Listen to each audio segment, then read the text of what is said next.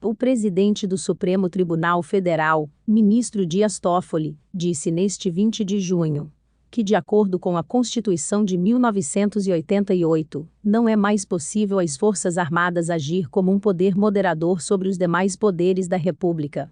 Após citar o artigo 142 da Constituição, que trata das atribuições das Forças Armadas, Toffoli disse que a Carta de 1988 afirmou que quem é o guardião da Constituição é o Supremo Tribunal Federal. Não é mais possível Forças Armadas como poder moderador. A declaração foi dada durante uma videoconferência com o tema "O papel do STF em tempos de crise", organizada pelo Grupo Prerrogativas, de defesa das prerrogativas profissionais dos advogados. Toffoli respondeu a uma pergunta gravada pelo ex-presidente José Sarney, que o questionou sobre os desafios atuais de exercer a presidência do Supremo.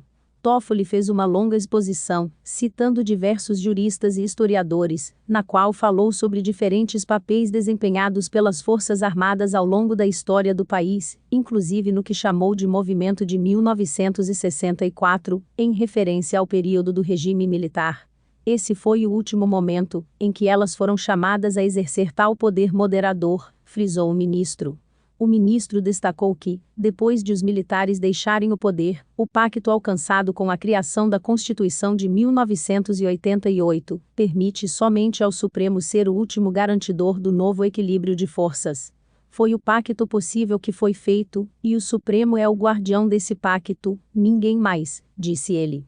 Obviamente que todos têm que cumprir a Constituição, e que todos são guardiões da Constituição. Mas o guardião último é o Supremo Tribunal Federal, afirmou.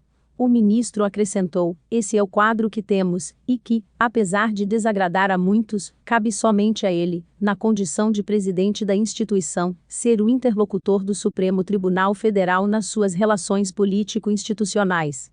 Com estas afirmações de Toffoli, e se as Forças Armadas concordam com isso, não se tem muito a comemorar. Já não se observa vantagens nestas prerrogativas, pois o que se está sendo visto nos últimos tempos é entendido por grande parte dos brasileiros como uma ditadura judicial, e pelo que se conhece da história, não há ditadura que seja de fato boa.